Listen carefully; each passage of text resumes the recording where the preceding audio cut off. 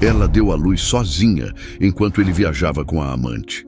Mas o vídeo do parto viralizou e o mundo inteiro viu o que ele perdeu. A tela do celular, fria contra a pele suada de Laura, ainda exibia a última mensagem enviada a Rafael, uma súplica digital lançada no silêncio de uma madrugada que se partia. Já estou indo para a maternidade, vem rápido. A palavra entregue pairava sob a bolha de texto, uma confirmação técnica que era, na verdade, a mais cruel das ironias. A mensagem havia chegado ao seu destino, mas o homem não. Ele estava a milhares de quilômetros de distância, em Cancún, erguendo uma taça de vinho contra um pôr do sol alaranjado, capturando o momento para uma audiência que não incluía a mulher que carregava seu filho. Ele postava sobre descanso merecido enquanto ela aprendia o verdadeiro significado de esforço. A contração seguinte rasgou seu corpo, um grito preso na garganta, e naquele instante, no ambiente estéril e impessoal de um quarto de hospital em Florianópolis, Laura Mendonça entendeu que a solidão era uma força física, palpável. As enfermeiras se moviam com uma urgência profissional, vozes calmas que não conseguiam preencher o vazio deixado por ele. Uma delas, mais velha, segurou sua mão. Respire fundo, querida, você consegue. Mas Laura não estava apenas trazendo uma vida ao mundo. Estava se despedindo de outra, a vida que ela acreditou ter construído sobre a base frágil de promessas e meias-verdades. Se alguém algum dia duvidou da sua força, se inscreva. Porque às vezes a coragem de uma mulher sozinha é o que o mundo mais precisa ver.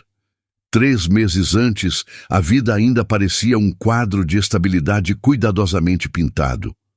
O apartamento com vista para o mar em Florianópolis era o cenário de um casamento de 7 anos, uma união que, para qualquer observador externo, parecia sólida. Laura, uma fotógrafa freelancer de 33 anos, havia reduzido seus projetos para se dedicar à gestação.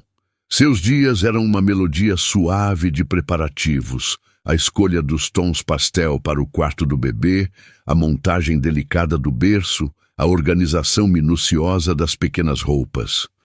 Ela trabalhava em casa, editando fotos de famílias felizes, casamentos e batizados, enquanto a ironia crescia em seu ventre junto com seu filho. Rafael, com seus 36 anos e o cargo imponente de gerente de marketing, era a personificação do sucesso. Ele era charmoso, ambicioso e ultimamente cada vez mais ausente. As viagens de trabalho tornaram-se mais frequentes. As reuniões de última hora se estendiam pela noite adentro, e as ligações eram atendidas com uma voz baixa e apressada, sempre com a desculpa de que estava no meio de algo importante. Ele dizia que todo aquele sacrifício era para dar o melhor à família que estavam construindo. É pelo nosso futuro, meu amor. Pelo futuro do nosso campeão, ele dizia, tocando a barriga de Laura com uma mão que parecia mais um gesto para uma fotografia do que um ato de carinho genuíno. Laura, imersa na névoa de hormônios e na expectativa da maternidade, escolhia acreditar. Era mais fácil aceitar a narrativa do marido provedor do que confrontar a frieza sutil que se instalava entre eles. Ela notava como ele se preocupava mais com a imagem da família perfeita do que com a família em si. As fotos que ele insistia em postar nas redes sociais mostravam um casal radiante, mas por trás das lentes, o sorriso dela era um esforço consciente. Ele se tornara um estranho que dormia na mesma cama, um homem cuja presença era mais sentida na ausência. As conversas, antes longas e íntimas, tornaram-se monólogos dele sobre suas conquistas profissionais ou reclamações sobre o estresse do trabalho. Quando ela tentava falar sobre o bebê, sobre seus medos e suas alegrias, os olhos dele se desviavam para o celular, a mente claramente em outro lugar. Ela se sentia como um personagem secundário em sua própria vida, uma figurante na grande produção que era a carreira de Rafael. Mesmo assim, ela se esforçava.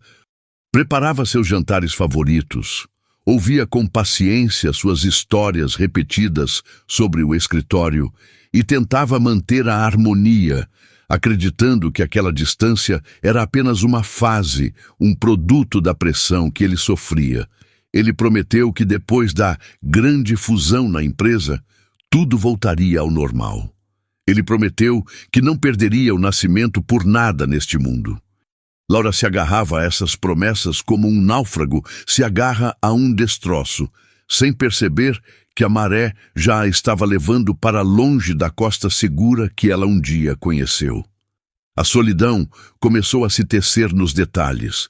Era o silêncio na casa quando ele viajava. Um silêncio que antes era pacífico e agora parecia acusador. Era ter que ir às consultas de ultrassom sozinha, explicando para a médica compreensiva que o marido estava muito ocupado com o trabalho. Era montar a cômoda do bebê com as próprias mãos, seguindo um manual de instruções complicado, enquanto as lágrimas de frustração se misturavam ao suor.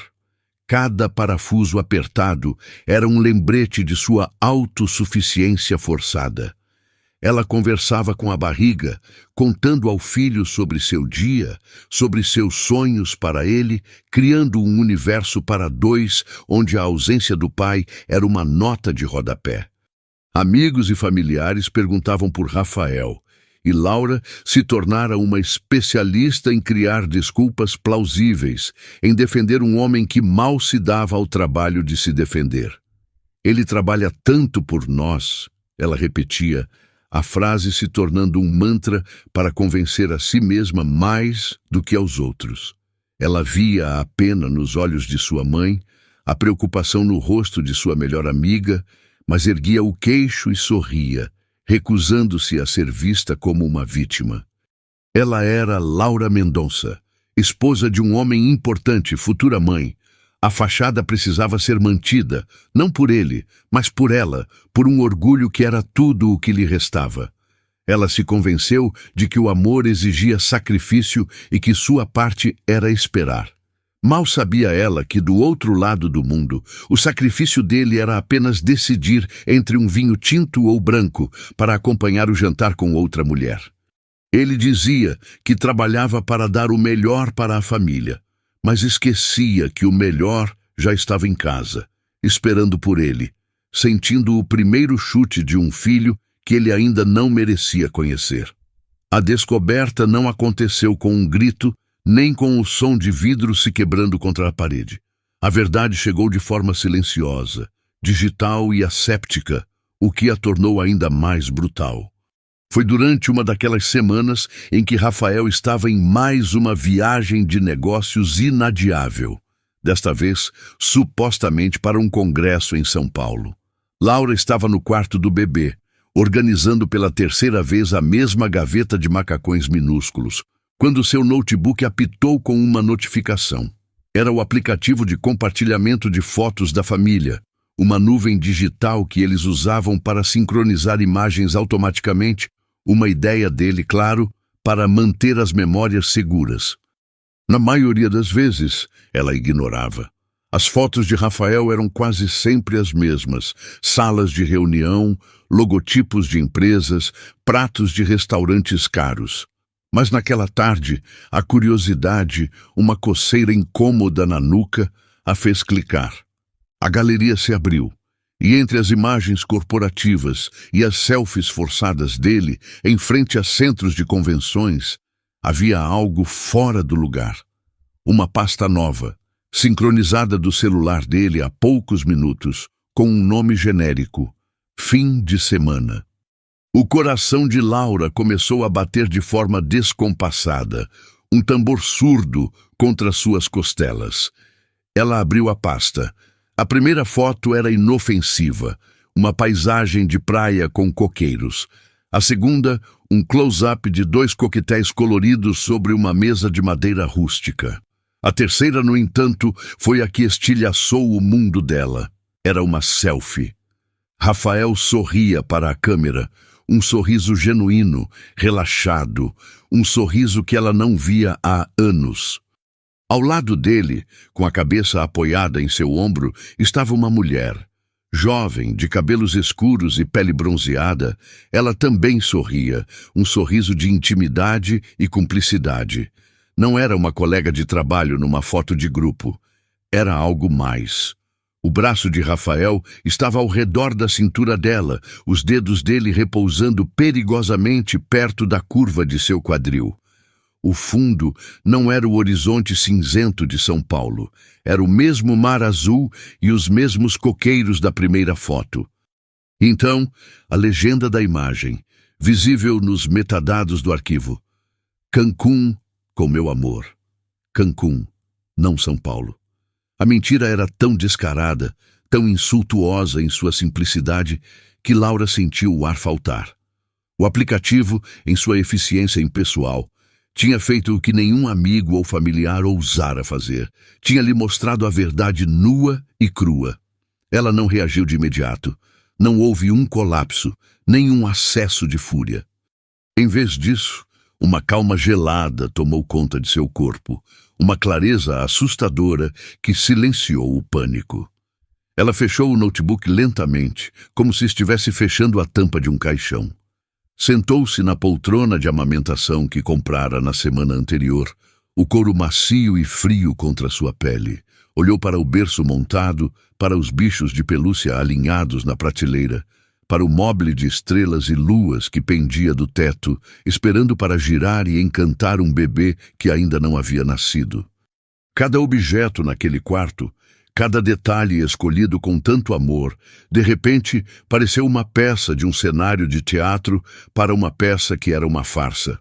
A dor veio em ondas, não como uma pontada aguda, mas como uma pressão esmagadora no peito. A dor da humilhação. Não era apenas a traição, era o engano meticuloso, a teia de mentiras tecida ao longo de meses. Eram as noites em que ela o esperou. As desculpas que ela deu, a fé que ela depositou. Tudo se desfez naquele instante, revelando o alicerce podre sobre o qual ela havia construído sua vida. Ela tocou a própria barriga, o movimento firme e protetor de seu filho chutando em resposta, e uma decisão se formou em sua mente, não com palavras, mas com uma certeza visceral. Algumas mulheres descobrem a verdade e gritam. Outras apenas respiram fundo e começam a se preparar. O filho dela não nasceria em um mundo de lágrimas e gritos. Ele nasceria em um mundo de força. Nos dias que se seguiram, Laura se moveu como uma atriz, desempenhando seu papel mais difícil. Quando Rafael ligou naquela noite, a voz dele cheia daquela falsa animação de quem tem algo a esconder, ela atendeu com uma calma que o surpreendeu. "Oi, meu amor. Como foi o congresso?" Ela perguntou, a palavra congresso saindo de sua boca com um gosto metálico. Ele falou sobre palestras, networking e cansaço, e ela ouviu, cada mentira uma pá de terra jogada sobre o caixão do casamento deles. Ela não o confrontou. O que ela diria? Que um aplicativo de fotos havia exposto sua vida dupla? Seria uma briga suja, um confronto que a esgotaria e, pior, que poderia afetar o bebê. O orgulho, um núcleo duro e inabalável dentro dela, a impediu. Ela não lhe daria a satisfação de vê-la desmoronar. Em vez disso, ela guardou o segredo, um peso frio e pesado em seu peito. O conhecimento da traição se tornou sua armadura. Ela começou a observar Rafael com outros olhos, não mais os de uma esposa apaixonada, mas os de uma antropóloga estudando um espécime estranho. Ela via a maneira como ele protegia o celular, como seu sorriso se tornava tenso quando ela se aproximava enquanto ele respondia a uma mensagem, como ele usava o trabalho como um escudo para sua covardia. A dinâmica entre eles mudou sutilmente. Ela parou de fazer perguntas sobre suas viagens, parou de esperar por ele acordada. Parou de iniciar conversas sobre o futuro. Rafael, imerso em sua própria culpa e arrogância, interpretou mal o silêncio dela. Ele o viu como aceitação, talvez até como desinteresse, o que para ele era uma justificativa conveniente para seus atos. Ele não percebeu que o silêncio dela não era submissão, mas cálculo. Laura começou a se preparar para uma vida sem ele, de forma metódica e silenciosa. Abriu uma conta bancária separada, para a qual começou a desviar o dinheiro que ganhava com seus trabalhos de fotografia. Reativou seus contatos profissionais, aceitando pequenos projetos que podia fazer de casa. Pesquisou sobre direitos legais, sobre divórcio e guarda de filhos, lendo artigos tarde da noite, quando a casa estava escura e silenciosa. Cada passo era um ato de libertação silenciosa. Ela estava construindo uma arca, tábua por tábua, enquanto o mundo dele ainda estava sob um céu ensolarado e sem nuvens. A ironia era que, enquanto ele se sentia o mestre do universo, o homem inteligente que conseguia ter tudo, ela estava, na verdade, no controle. Ela sabia a verdade, e o conhecimento ela estava descobrindo era uma forma devastadora de poder. Ela olhava para ele do outro lado da mesa de jantar, sorrindo docemente, enquanto ele falava sobre suas metas de vendas, e pensava: "Você não faz ideia do que está por vir." A barriga dela crescia, uma contagem regressiva visível para o dia em que sua nova vida começaria, com ou sem ele, e ela havia decidido, seria sem. O dia chegou sem aviso prévio, como a maioria dos momentos que definem uma vida. Não houve um planejamento cuidadoso ou uma corrida ensaiada para o hospital. Aconteceu em uma terça-feira chuvosa. O céu de Florianópolis cinzento e pesado, um reflexo perfeito do estado de espírito de Laura. As primeiras contrações começaram de madrugada, pontadas suaves e intermitentes, que ela inicialmente confundiu com um desconforto comum do final da gestação. Mas elas não pararam. Pelo contrário, ganharam ritmo e força, uma maré implacável subindo dentro de seu corpo. O apartamento, antes um refúgio, agora parecia uma gaiola silenciosa. Rafael não estava lá. Ele estava em outra viagem de negócios, a mais importante de todas, segundo ele, uma convenção internacional de marketing que, por uma coincidência cruel do destino, acontecia novamente em Cancún. Ele havia partido 2 dias antes, deixando-a com um beijo rápido na testa e a promessa de que estaria de volta a tempo. "A data prevista é só para daqui a 2 semanas, meu amor. Fica tranquila, eu não perco por nada", ele disse, a voz dele soando oca, já distante. Laura apenas assentiu, o segredo da traição dele guardado como uma pedra em seu coração. Ela sabia que a viagem não era sobre negócios. Sabia que Bianca Torres, a colega de trabalho cujo rosto sorridente estava gravado em sua memória, estava com ele.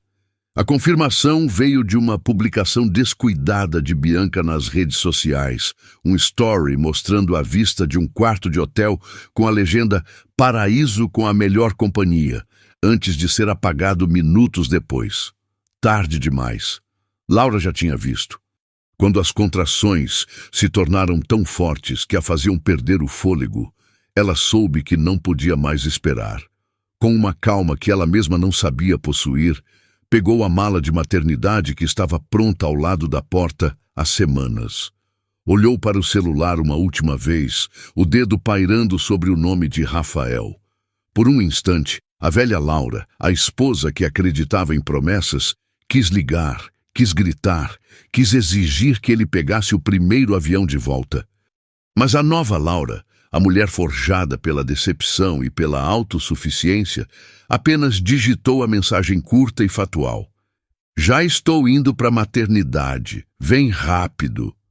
Não era um pedido, era uma formalidade. Um último teste, talvez, para um homem que ela já sabia que iria falhar. Ela não esperou pela resposta.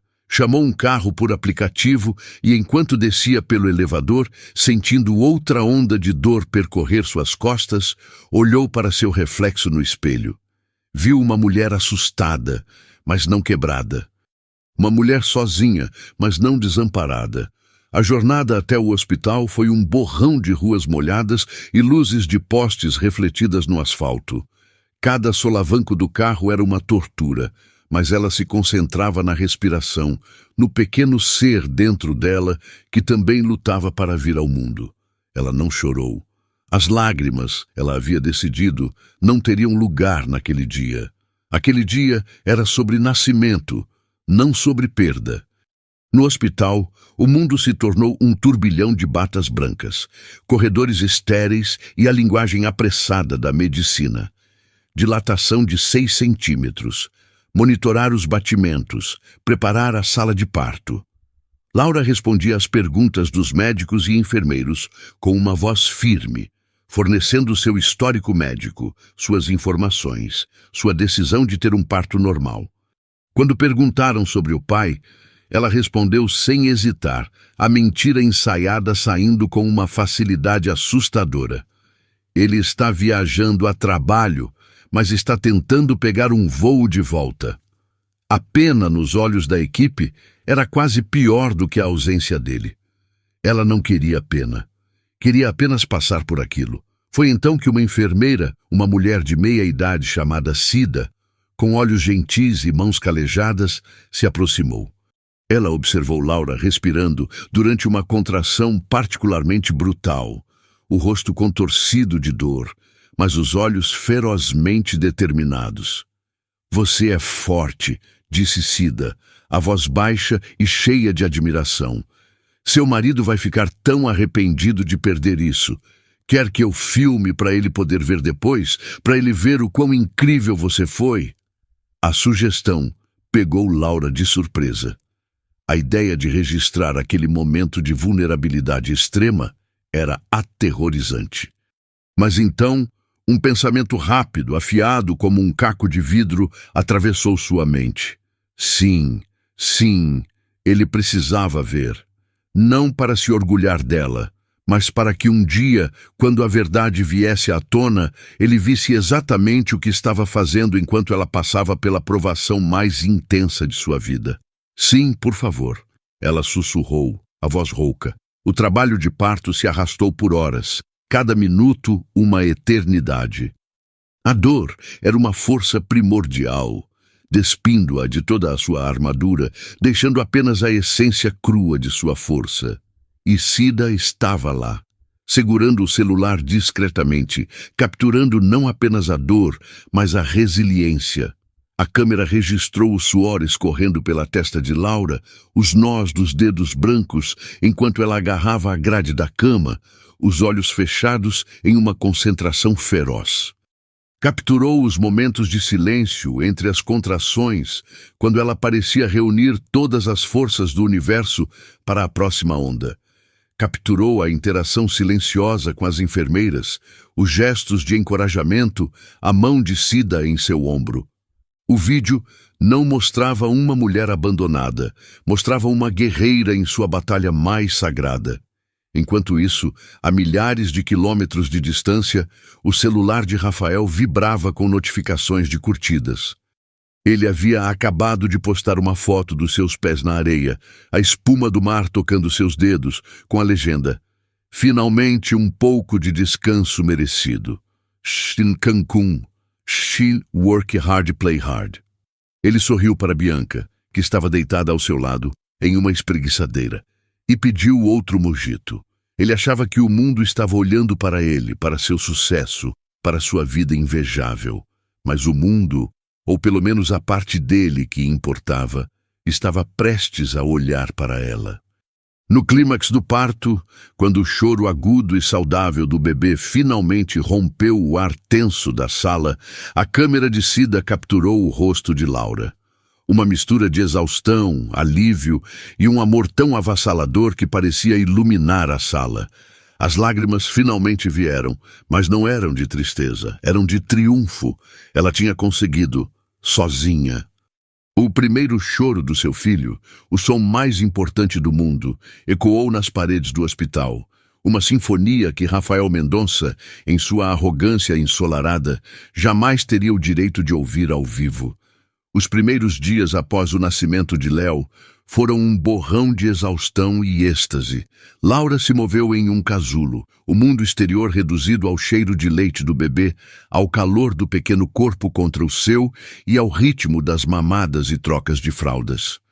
A dor física do parto começou a ceder, substituída por uma fadiga profunda, mas também por uma sensação de propósito que ela nunca havia experimentado. A ausência de Rafael era um fato consumado, um ruído de fundo que ela escolheu ignorar. Ele ligou do hospital. A voz dele uma mistura mal ensaiada de pânico e culpa, quando finalmente viu a mensagem dela, horas depois. Ele despejou um turbilhão de desculpas. O celular estava no silencioso, a reunião se estendeu, o voo de volta era impossível de conseguir de imediato. Laura ouviu em silêncio, o telefone pressionado contra a orelha, enquanto olhava para o rosto adormecido de seu filho. Cada palavra dele era vazia, cada justificativa uma ofensa à inteligência dela. "Eu perdi", ele disse, a voz finalmente falhando. "Eu sei", ela respondeu, e o peso daquelas duas palavras simples foi mais devastador do que qualquer acusação. Ela não gritou, não o culpou. Apenas o informou do nascimento, do peso e da saúde do bebê com a mesma distância emocional com que se relataria um boletim meteorológico. A frieza dela o desarmou. Ele esperava lágrimas, raiva, um drama que lhe permitisse desempenhar o papel de marido arrependido. Em vez disso, encontrou um muro de serenidade impenetrável. Foi Cida, a enfermeira com olhos de mãe, quem acendeu o pavio. 2 dias depois do parto, antes de Laura receber alta, Cida a procurou no quarto. Ela segurava o próprio celular, o rosto vincado por uma emoção que mesclava indignação e admiração. "Eu assisti ao vídeo de novo", ela começou, a voz baixa. "Eu editei um pequeno trecho, tirei as partes mais gráficas, deixei só a sua força, o seu rosto, a emoção da chegada dele. O mundo precisa ver o que é uma mulher de verdade, Laura. Não uma vítima, mas uma força da natureza." Laura hesitou. A ideia de ter sua imagem, em seu momento mais vulnerável, exposta ao mundo, era assustadora. Mas então ela pensou em Rafael, em Bianca, nas mentiras, na humilhação silenciosa que ela vinha engolindo. Pensou no sorriso relaxado dele na praia de Cancún. Aquele vídeo não era sobre sua dor, era sobre sua resiliência, era a sua verdade. "Faça", Laura sussurrou, uma decisão que mudaria tudo. Cida, com o zelo de uma missionária, publicou o clipe de 1 minuto em sua página pessoal de uma rede social, que era seguida por muitos profissionais de saúde e grupos de maternidade. O texto que acompanhava o vídeo era simples e poderoso. "Nos meus 25 anos de enfermagem, nunca vi nada igual. Essa mulher, Laura, deu à luz sozinha, mas com a coragem de 1000, que sirva de inspiração para todas nós." A internet, em sua natureza imprevisível e voraz, fez o resto. O vídeo começou a ser compartilhado. Primeiro, por outras enfermeiras e médicos tocados pela autenticidade da cena. Depois, por páginas e influenciadores de maternidade que viram no rosto de Laura o símbolo de uma experiência universal. Em questão de horas, o clipe saltou da bolha da saúde para o feed do público em geral. As pessoas não viam apenas um parto, elas viam uma história. Viam a ausência de um parceiro, a solidão no quarto de hospital e a força monumental de uma mulher que, em vez de desmoronar, se erguia. Os comentários explodiram, milhares deles. Mulheres compartilhavam suas próprias histórias de partos solitários, de parceiros ausentes, de superação. Homens expressavam admiração e, em alguns casos, vergonha. A legenda de Cida, com a coragem de 1000, tornou-se um slogan, uma hashtag que viralizou. O rosto de Laura, contorcido em esforço e depois transfigurado em amor puro, tornou-se um meme do melhor tipo, um símbolo de força feminina. Rafael e Bianca viram tudo do paraíso artificial de Cancún. Eles estavam no bar da piscina do hotel, rindo de alguma piada interna, quando o celular de Bianca apitou incessantemente. Um amigo havia lhe enviado o link do vídeo. "Essa não é a sua esposa?" perguntava a mensagem. Rafael pegou o telefone das mãos dela. A imagem na tela pequena o atingiu como um soco no estômago. Era Laura, mas não a Laura que ele conhecia, a mulher calma e complacente que ele deixara em casa. Era uma versão primal dela, poderosa, suada, real. Ele assistiu ao clipe 1, 2, 3 vezes, viu o esforço, a dor e então o momento sublime do nascimento. Viu o choro do seu filho, um som que ele só tinha ouvido por uma gravação de áudio de baixa qualidade que ela lhe enviara. E leu os comentários. Que guerreira! Onde estava o pai dessa criança? Ele não merece essa mulher. Um homem de verdade jamais perderia isso. Cada comentário era uma faca girando em seu ego. Bianca, ao seu lado, ficou pálida. A escapada romântica deles, o segredo excitante, de repente, se tornou sórdido e patético à luz daquela demonstração crua de realidade. O mundo que Rafael tanto se esforçava para impressionar com suas fotos de sucesso e lazer estava naquele exato momento aplaudindo a mulher que ele havia enganado e abandonado. A vergonha foi uma onda de calor que subiu por seu pescoço. Ele, o gerente de marketing, o mestre da imagem e da narrativa, havia perdido completamente o controle da sua própria história. A viralização atingiu um nível que nem Laura, nem Cida poderiam ter imaginado. Portais de notícias online publicaram matérias. O vídeo do parto que emocionou o Brasil. Conheça a história de Laura. Programas de TV matinais começaram a falar sobre o assunto, debatendo a solidão materna e a paternidade ausente. O nome de Laura Mendonça, antes conhecido apenas por seu círculo social e clientes, agora era sinônimo de resiliência. Ela começou a receber convites para entrevistas, propostas de marcas de produtos para bebês, mensagens de mulheres de todo o país agradecendo por ela ter lhes dado voz. De seu apartamento, com Léo dormindo em seus braços, Laura assistia a tudo com uma mistura de espanto e uma calma sombria. Ela não havia planejado nada daquilo. O destino, ou talvez a justiça poética, havia tomado as rédeas. Ela recusou a maioria dos convites para entrevistas, preservando sua privacidade, mas o silêncio dela só amplificou sua mística. Ela não precisava falar. O vídeo falava por si. A narrativa estava criada. E nela, Laura era a heroína e Rafael, o vilão invisível, cuja ausência gritava mais alto do que qualquer presença. Alguns desaparecem para não sentir vergonha. Outros descobrem que a vergonha tem nome, endereço, e no caso de Rafael, um voo de volta para casa que agora parecia uma caminhada para a guilhotina. Ele finalmente estava voltando, não como o marido provedor que retorna triunfante, mas como um homem exposto, correndo para um desastre que ele mesmo criou. A viralização não foi uma onda, foi um tsunami. O clipe de 1 minuto, arrancado da intimidade de uma sala de parto e lançado no oceano digital, adquiriu vida própria. Nos primeiros dias, Laura, ainda no casulo da maternidade, apenas observava, distante. As notificações em seu celular, que ela mal tocava, eram um zumbido de fundo para o som muito mais importante do respirar de Léo. Mas o mundo exterior não esperou por sua permissão. A história, desprovida de nomes completos no início, era magnética demais para ser contida. A mãe guerreira de Floripa tornou-se um fenômeno. O vídeo foi dissecado em programas de televisão, a imagem de Laura em seu esforço final congelada na tela, enquanto psicólogos, sociólogos e apresentadores debatiam o simbolismo da cena. Falavam sobre a paternidade ausente, a solidão da mulher moderna, a força que nasce da dor. Laura tornou-se, sem querer, o rosto de uma discussão nacional, um avatar para milhões de mulheres que se sentiram, em algum momento, invisíveis e abandonadas. Foi quando o nome dela vazou que a tempestade chegou à sua porta.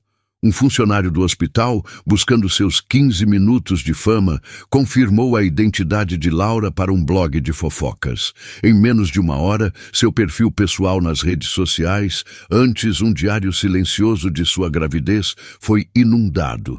Milhares de pedidos de amizade, mensagens diretas, comentários em fotos antigas dela com Rafael. E foi ali, no arquivo público de sua vida digital, que o mundo encontrou o vilão que faltava. As fotos do casal feliz, as declarações de amor antigas, agora pareciam artefatos de uma traição. Os detetives da internet não demoraram a conectar os pontos. Alguém encontrou o perfil de Rafael, suas postagens arrogantes sobre trabalho duro e recompensa, e, crucialmente, a data de sua viagem de negócios a Cancún. A narrativa estava completa. Não era mais sobre uma mãe anônima, era sobre Laura e Rafael Mendonça. A história agora tinha nomes, rostos e um culpado claro. Enquanto isso, em Cancún, a realidade desabou sobre Rafael, com a força de uma demolição. A primeira ligação não foi de Laura, mas de seu chefe. A voz do outro lado da linha era fria, desprovida de qualquer simpatia. Rafael, que diabos está acontecendo? O departamento de RH está em pânico. O nome da nossa empresa está sendo mencionado nos comentários. As pessoas estão nos marcando, perguntando como mantemos um homem como você em uma posição de liderança. A marca, a imagem, a reputação, as 3 coisas que Rafael mais valorizava, estavam sendo manchadas por sua vida pessoal. A ironia era esmagadora. Ele, o gerente de marketing, o guardião da imagem corporativa, havia se tornado um passivo tóxico. Bianca, ao seu lado, assistia a tudo com um horror crescente. O caso excitante e secreto havia se transformado em uma mancha pública em seu próprio currículo. Ela via seu nome sendo sussurrado em grupos de WhatsApp da empresa, sua foto circulando como a outra. O paraíso havia se tornado uma prisão. A tensão entre eles, antes velada, explodiu.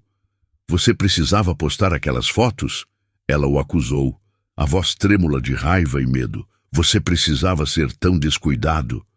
A culpa, como um animal encurralado, tornou-se agressiva. A escapada romântica terminou não com um beijo de despedida, mas com portas batendo e acusações amargas. A volta de Rafael para o Brasil foi uma descida ao inferno. Ele desembarcou em Florianópolis e sentiu os olhares reais ou imaginados por toda parte.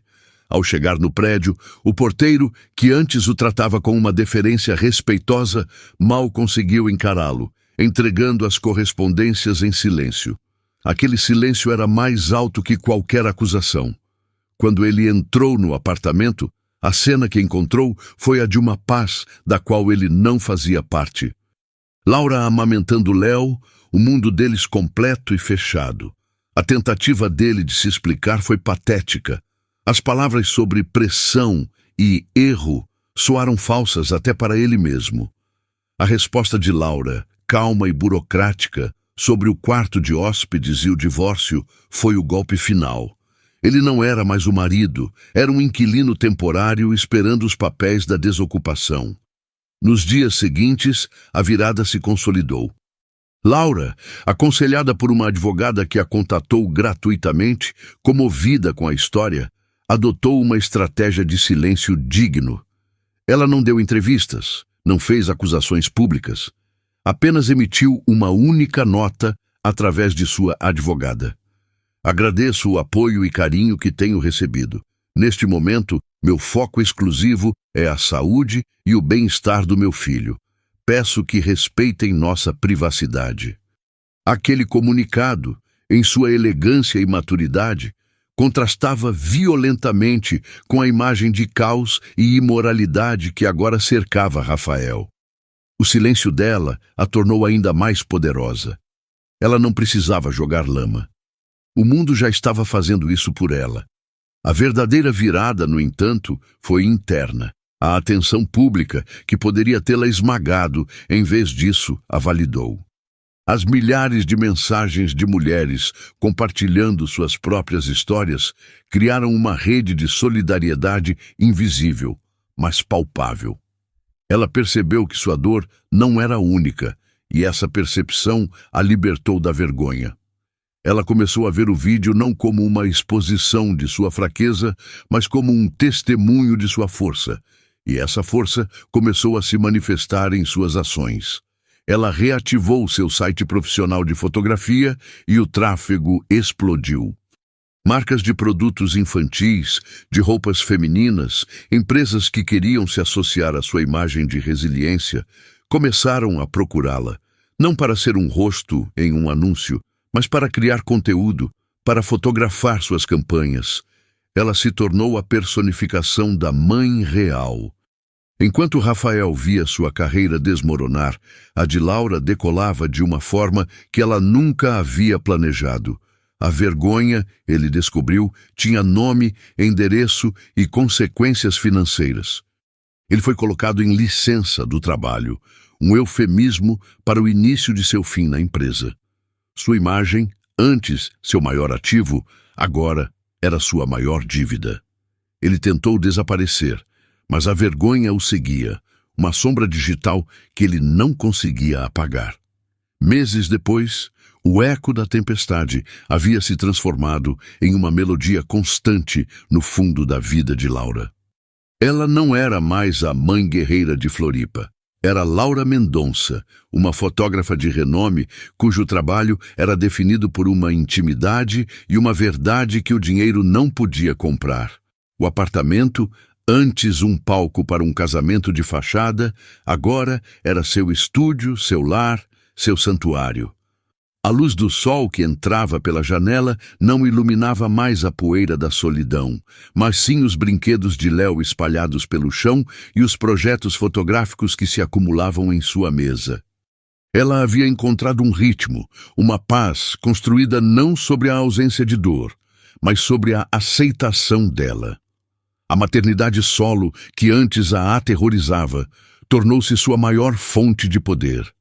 Cada noite mal dormida, cada fralda trocada, cada sorriso banguela de Léo era uma vitória silenciosa, uma afirmação de sua capacidade de florescer, não apesar de sua história, mas por causa dela. Ela nunca falou publicamente sobre Rafael. Sua vingança não foi uma execução pública, mas uma demonstração silenciosa e implacável de uma vida bem vivida sem ele. E essa, ela sabia, era a forma mais elegante e devastadora de triunfo. Rafael, por outro lado, aprendeu o que significava ser um fantasma. Após meses de licença, ele foi discretamente demitido. A justificativa oficial foi reestruturação, mas todos sabiam a verdade. Ele perdeu o status, o salário de 6 dígitos, o brilho nos olhos das pessoas quando ele dizia onde trabalhava. Tentou se recolocar no mercado, mas seu nome estava manchado. Uma simples busca no Google contava uma história que nenhum currículo polido poderia apagar.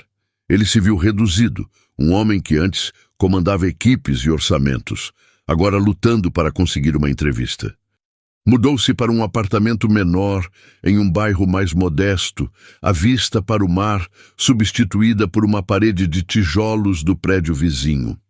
As visitas a Léo eram o ponto mais alto e, ao mesmo tempo, mais baixo de sua semana. Ele via o filho crescer através de encontros cronometrados, sempre sob o olhar polido e distante de Laura. Ela nunca foi hostil. Pior, ela era cordial. A cordialidade dela era uma barreira de vidro, permitindo que ele visse o mundo que havia perdido, mas sem nunca poder tocá-lo. Ele via a conexão entre Laura e Léo, uma simbiose perfeita, e se sentia como um espectador assistindo a um filme estrangeiro sem legendas. O epílogo de sua queda aconteceu em uma tarde de sábado, quase um ano após o nascimento de Léo. Rafael foi buscar o filho para o seu fim de semana. Laura o atendeu na porta, como sempre. Léo, agora começando a andar, agarrou-se à perna da mãe, olhando para Rafael com uma desconfiança tímida.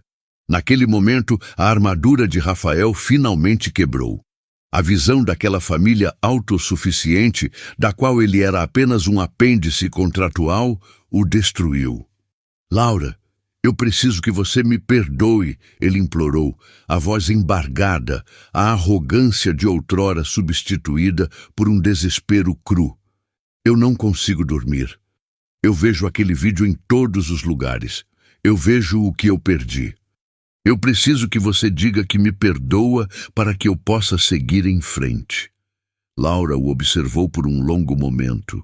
O olhar dela não continha raiva, nem mesmo pena. Continha uma clareza fria, a clareza de quem já havia analisado e superado aquela dor há muito tempo. Ela se agachou, deu um beijo na cabeça de Léo e sussurrou algo em seu ouvido, fazendo-o rir.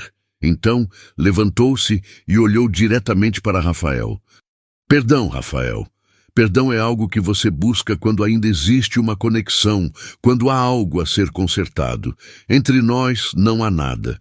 Você não precisa do meu perdão para seguir em frente. Você precisa da sua própria consciência, e isso é algo que eu não posso lhe dar. Ela ajeitou a mochila de Léo em seu ombro. Você acha que sua punição foi a vergonha pública, a perda do emprego? Mas você está errado. Sua verdadeira punição é esta. Ela apontou para Léo, que agora sorria para ela. Sua punição é viver o resto da sua vida sabendo que você foi apenas uma preliminar na história do seu próprio filho. Você foi o erro que precisou acontecer para que a vida dele e a minha pudesse começar de verdade. Agora, se nos der licença, ele tem aula de natação. Ela entregou a pequena mochila a Rafael, seus dedos não se tocando. O gesto foi final, uma transferência não apenas de uma bolsa, mas da responsabilidade que ele agora teria que carregar sozinho, em parcelas, para sempre. Ele pegou a mochila atordoado, pegou a mão de Léo e, enquanto se afastava pelo corredor, ouviu a porta do apartamento de Laura se fechar. O som não foi alto, mas ecoou em sua alma como o fim de tudo. Ele viajou para fugir da responsabilidade, acreditando que poderia ter o mundo em suas mãos. Mas o destino, com uma câmera e uma conexão de internet, filmou a verdade. E, no final, a única coisa que ele segurava era a pequena mão de um menino, que talvez nunca o conhecesse de verdade. Enquanto a mulher que ele traiu não precisava mais olhar para trás, pois o mundo inteiro já havia se virado para aplaudi-la. E aí? O que você achou? Em uma escala de 0 a 10, qual nota você daria para ela? Deixe seus comentários dizendo de qual cidade você está assistindo e inscreva-se para acompanhar nossas próximas histórias. Muito obrigado pela companhia e até a próxima.